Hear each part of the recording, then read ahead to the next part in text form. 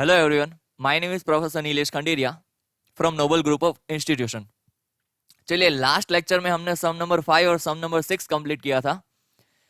अब देखिए आज जो हम सम करने वाले हैं उसमें हम ईपीएस भी फाइंड करेंगे, यानी कि अर्निंग पर शेयर, यानी कि उसमें प्रेफरेंस डिविडेंड भी आएगा और थोड़ा सा एडवांस मतलब लास्ट वाले सम से एक स्टेप ज्यादा वाला ये सम हम आज काउंट करने वाले हैं। तो चलिए बिना टाइम वेस्ट किए इस वीडियो को लाइक कर दीजिए और ये लेक्चर शुरू करते हैं। अब देखिए स्क्रीन पर आपके सामने क्वेश्चन दिया गया है, determine the earning per share of a company which has operating profit of ₹4,80,000। अब देखिए ऑपरेटिंग प्रॉफिट यानी कि क्या हुआ, EBIT, earning before interest and tax, आपको डायरेक्ट दे दिया है EBIT. It's capital structure consist of the following securities. अब देखिए उस कंपनी में 10% के डिबेंचर है, टोटल 15 लाख रुपीज के। उसके बाद 12% प्रेफरेंस शेयर है 3 लाख रुपीज के। Equity share of ₹100 each. अब टोटल इक्विटी शेयर कैपिटल कितनी है, 12 lakh. Company is in the 55% tax bracket. अब देखिए कंपनी को जितना भी प्रॉफिट होगा उस पर उसको 55% टैक्स एप्लीकेबल हो रहा है। तो देखिए यहाँ पर हमें दो चीजें फाइंड करनी है, डिटरमाइन द कंपनीज ईपीएस यानी कि earning per share, determine the percentage change in EPS यानी कि जो भी ईपीएस में परसेंटेज चेंज होगा एसोसिएटेड विथ 30% इंक्रीज और 30% डिक्रीज इन ईवीआईटी। अब देखिए अगर आप देख पाओ तो यहाँ पर सेकंड में दो सिचुएशन दी गई है, एक तो जब 30% हम इंक्रीज करें ईवीआईटी में और दूसरी 30% डिक्रीज करें। दोनों सिचुएशन में कितना परसेंटेज कम या तो कितना परसेंटेज बढ़ेगा वो आपको क्वेश्चन में पूछा गया है। अब चलिए सबसे पहले तो सिंपली ये फर्स्ट सिचुएशन फाइंड कर लेते हैं। तो हमें देखो यहाँ पर डायरेक्टली ईबीआईटी दे दिया, यानी कि सेल्स माइनस वेरिएबल, वो कुछ नहीं, डायरेक्ट ऑपरेटिंग प्रॉफिट यानी कि ईबीआईटी हमें यहाँ पर दिया गया है। तो चलिए सबसे पहले फर्स्ट कॉलम हम कंप्लीट करेंगे, यानी कि ये फर्स्ट एग्जांपल का आंसर, यानी कि जो हमें फर्स्ट क्वेश्चन है उसका हम आंसर फाइंड करेंगे। उसके बाद सेकंड में जाएंगे। तो चलिए सबसे पहले ईबीआईटी हमें कितना दिया गया है, 4,80,000।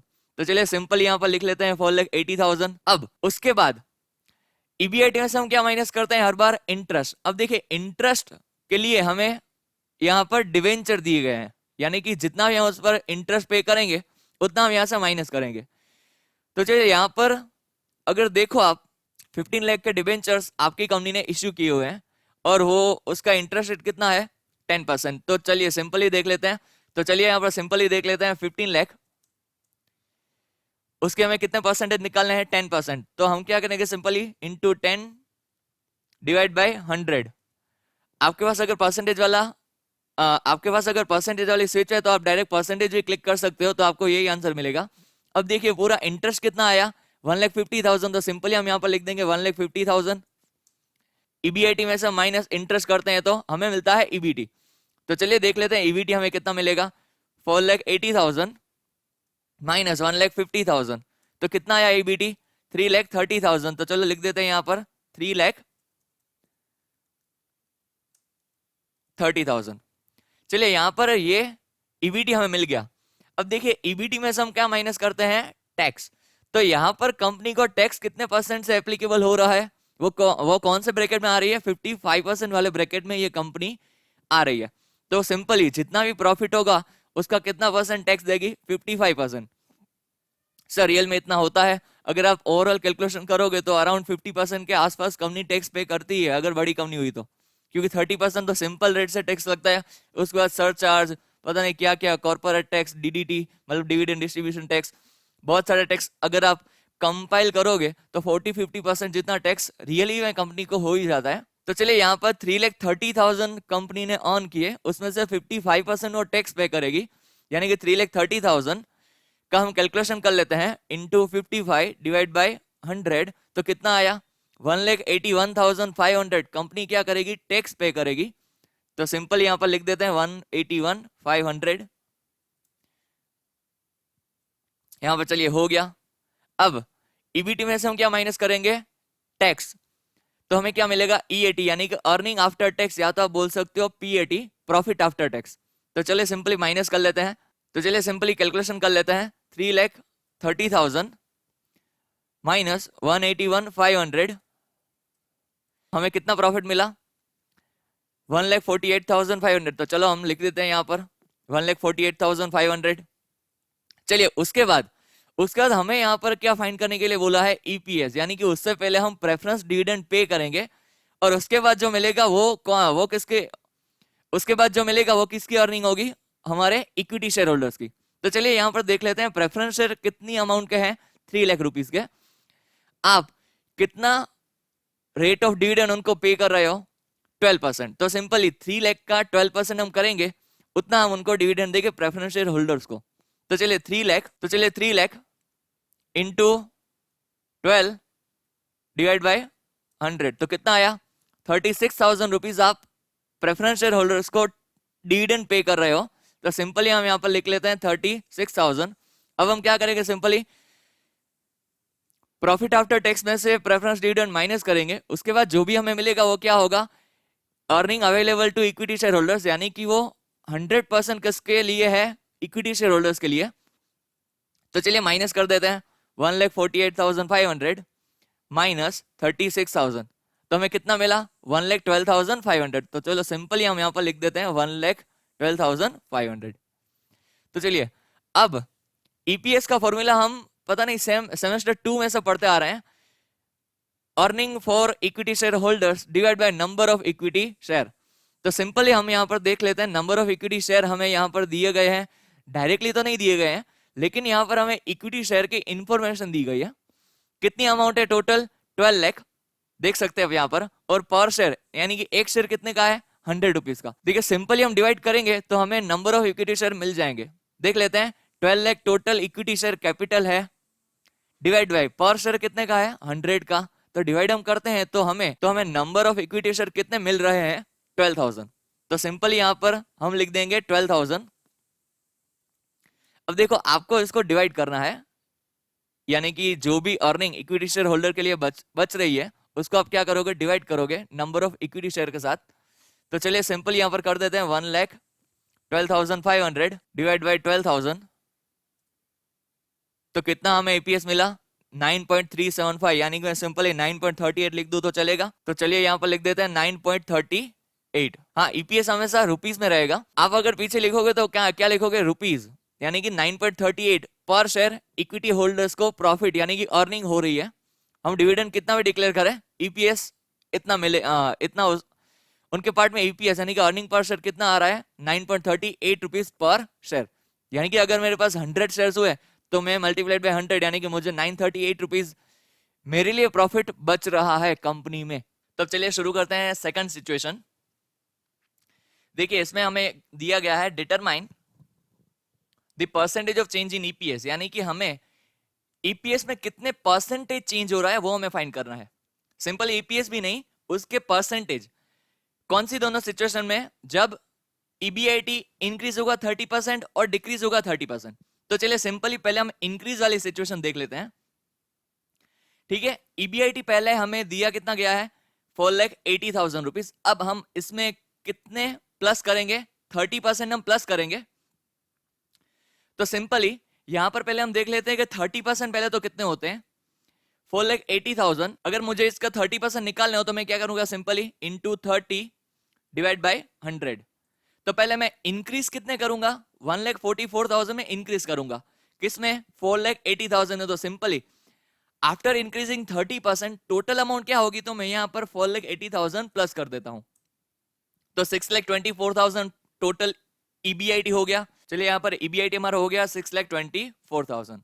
चलो सिंपली हमने लिख दिया। अब देखिए डिबेंचर तो कोई चेंज नहीं हो रहा है, तो डिबेंचर का इंटरेस्ट तो सेम ही रहेगा। तो सिंपली मैं यहां पर लिख देता हूं 1,50,000। चलिए लिख दिया।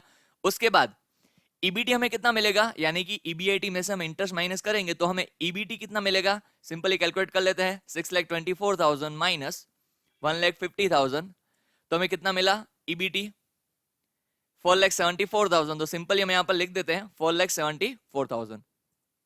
ठीक है, उसके बाद टैक्स भी यहां पर चेंज होगा, बिकॉज अगर आपका ईबीटी चेंज हुआ तो टैक्स भी चेंज होगा। देखिए ये इंटरेस्ट तो फिक्स कॉस्ट है, ये इंटरेस्ट तो फिक्स कॉस्ट है। आपका ईबीआईटी या सेल्स इंक्रीज होगा, उसके साथ अब ये इंक्रीज या डिक्रीज नहीं होगा। ठीक है, आप लोगों ने क्वेश्चन भी पूछा था, सर अगर सेल्स इंक्रीज होगा तो वेरिएबल कॉस्ट इंक्रीज होगी, हाँ होगी। सेल्स डिक्रीज होगा तो वेरिएबल कॉस्ट डिक्रीज होगी, तो हाँ होगी। ठीक है, जो भी वेरिएबल कॉस्ट है हमारे पास, वो हमारे सेल्स, ईबीआईटी जो भी इंक्रीज या डिक्रीज होगा उसके साथ इंक्रीज या डिक्रीज होती रहेंगी। ठीक है, तो चलिए यहाँ पर कैलकुलेट करना शुरू करते हैं हम। 4,74,000, उसका मुझे कितना परसेंट टैक्स पे करना है? 55%। तो सिंपली मैं यहाँ पर 55% करना है, तो मैं क्या करूंगा, इनटू 55 डिवाइड बाय 100। तो मुझे टैक्स कितना पे करना है? 2,60,700। तो सिंपली मैं यहाँ पर लिख देता हूँ 2,60,700। तो चलिए, अब मुझे क्या फाइंड करना है? PAT, profit after tax. तो सिंपली मैं ईबीटी में से टैक्स माइनस करूंगा। तो ईबीटी मुझे कितना दिया गया यहाँ पर? 4,74,000 माइनस 2,60,700। तो हमें पीएटी कितना मिल गया? 2,13,300। तो सिंपली हम यहाँ पर लिख देते हैं 2,13,300। तो सिंपली हम यहाँ पर लिख देते हैं 2,13,300। चलिए, हो गया। प्रेफरेंस डिविडेंड भी हमारे लिए कौन सी कॉस्ट है? फिक्स कॉस्ट, तो ये भी चेंज नहीं होगी। तो सिंपल इतनी रहेगी, 36,000 हम प्रेफरेंस डिविडेंड पे करेंगे, क्योंकि हमने प्रेफरेंस शेयर तो इंक्रीज नहीं किए हुए हैं। अगर प्रेफरेंस शेयर इंक्रीज हो रहे हैं तो हम डिविडेंड के अमाउंट भी बढ़ाएंगे, लेकिन यहाँ पर तो प्रेफरेंस शेयर कैपिटल तो सेम ही रखनी है हमें यहाँ पर। तो चलिए, हमारी इक्विटी शेयर होल्डर के लिए अर्निंग कितनी बची उसके बाद? 2,13,300 माइनस 36,000। तो हमारे पास अर्निंग इक्विटी शेयर होल्डर्स के लिए कितनी बची? 1,77,300। तो सिंपली मैं यहाँ पर लिख देता हूँ 1,77,300। चलिए, उसके बाद नंबर ऑफ इक्विटी शेयर भी इंक्रीज नहीं हुए हैं, तो सिंपली मैं डिवाइड तो कितने के साथ करूंगा? 12,000 रुपीज। तो मैं डिवाइड किसके साथ करूंगा? 12,000 इक्विटी शेयर के साथ। तो चलिए डिवाइड कर लेते हैं, कितनी अमाउंट आ रही है? 1,77,300 डिवाइड बाय 12,000, तो कितना आया? 14.775, यानी कि मैं 14.78 रुपीज लिख सकता हूं सिंपली। तो चलिए यहां पर लिख देते हैं 14.78। ठीक है, उसके बाद ये हो गई सेकंड सिचुएशन का पहला पार्ट कंप्लीट हुआ। अब सेकंड सिचुएशन का दूसरा पार्ट, जहां पर हमारा ईबीआईटी क्या हो रहा है? डिक्रीज। कितना? 30%। तो सिंपली यहां पर पहले तो 4,80,000 का 30%, यानी कि इंटू 30 डिवाइड बाई 100, तो कितना आ रहा है? 1,44,000। तो देखिए 1,44,000 हम क्या कर रहे हैं? अभी माइनस कर रहे हैं। तो सिंपली 4,80,000 में से आप 1,44,000 डिडक्ट करोगे तो कितना आएगा? 3,36,000। आपका ईबीआईटी कितना हो जाएगा? 3,36,000। तो चलो सिंपली हम यहां पर लिख देते हैं 3,36,000। चलिए, उसके बाद इंटरेस्ट कौन सी कॉस्ट है? फिक्स कॉस्ट, तो वो तो सेम ही रहेगी 1,50,000। तो चलिए लिख दिया 1,50,000।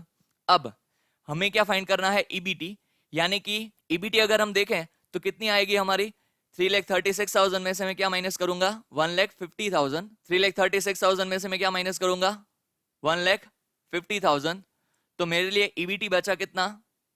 1,86,000। ठीक है, उसके बाद टैक्स कितना एप्लीकेबल है इस कंपनी पर? 55%। तो सिंपली मैं यहां पर इनटू 55 डिवाइड बाय 100, तो कंपनी पर टैक्स कितना आया? 1,02,300। तो सिंपली यहां पर हम लिख देते हैं 1,02,300। चलिए, उसके बाद प्रॉफिट आफ्टर टैक्स कितना आएगा? मैं ईबीटी में से सिंपली टैक्स में माइनस कर रहा हूं, तो 1,86,000 माइनस 1,02,300, तो मेरे लिए पीएटी पैट कितना बचा? 83,700। तो सिंपली मैं यहां पर लिख देता हूं 83,700। चलिए, उसके बाद प्रेफरेंस डिविडेंड तो फिक्स कॉस्ट है, तो वो तो चेंज नहीं होगी, तो वो सिंपली कितनी रहेगी? 36,000। तो सिंपली लिख देता हूं 36,000। उसके बाद earning available to equity share holders, मैं सिंपली क्या करूंगा? ईएटी, अर्निंग आफ्टर टैक्स में से मैं प्रेफरेंस डिविडेंड माइनस करूंगा। तो चलिए प्रेफरेंस डिविडेंड माइनस कर लेते हैं। 83,700 माइनस 36,000, तो कितना आया? 47,700। तो सिंपली हम यहां पर लिख देते हैं 47,700। अब नंबर ऑफ इक्विटी शेयर तो सेम ही है, हमने कोई नए इश्यू भी नहीं किए हैं और रिडीम भी नहीं किए हैं, तो सिंपली डिवाइड बाय कितने करूंगा? 12,000। तो यहां पर 47,700 डिवाइड बाय 12,000, तो सिंपल यहां पर क्या आएगा? 3.90, यहां पर क्या आएगा? 3.975। तो यहाँ पर मैं सिंपली लिख देता हूँ 3.98 या तो 3.9 भी आप लिख सकते हो। तो चलिए यहाँ पर लिख देता हूँ 3.98 रुपीज। तो चलिए यहाँ पर हमें क्या मिल गए, सब सिचुएशन में ईपीएस मिल गए। लेकिन हमारा ये आंसर नहीं है फाइनल। हमें यहाँ पर सेकंड सिचुएशन में क्या बोला गया है कि कितना परसेंटेज ईपीएस में प्रीवियस ईपीएस से कितना परसेंटेज इंक्रीज हुआ या तो डिक्रीज हुआ, हमें वो फाइंड करना है। तो सिंपली आपको परसेंटेज निकालने तो आते ही होंगे, लेकिन फिर भी मैं आपको यहाँ पर सिखा देता हूँ, फर्स्ट क्वेश्चन है इसलिए। चलिए सिंपली ये फॉर्मूला आपको दिया गया है, इंक्रीज और decrease in EPS into 100 divide by previous EPS. यानी कि सिंपली पहले आपको कितना ईपीएस में इंक्रीज हुआ है वो फाइंड कर लेना है, वो न्यूमरेटर में लिख देना है। उसके बाद प्रीवियस ईपीएस के जिसके साथ आप कंपेयर कर रहे हो वो आप डिनोमिनेटर में लिखोगे इनटू 100। तो सिंपली चलो यहाँ पर हम देख लेते हैं। हमारा पहला ईपीएस था 9.38। अब देखिए पहले सेकंड सिचुएशन यानी कि 30% इंक्रीज इन ईबीआईटी वाली सिचुएशन में हम फाइंड कर लेते हैं। तो हमारा ईपीएस क्या हुआ, पहले इंक्रीज हुआ। तो देखिए 9.38 उसमें से हो कितना गया 14.78, यानी कि क्या हुआ, इंक्रीज हुआ।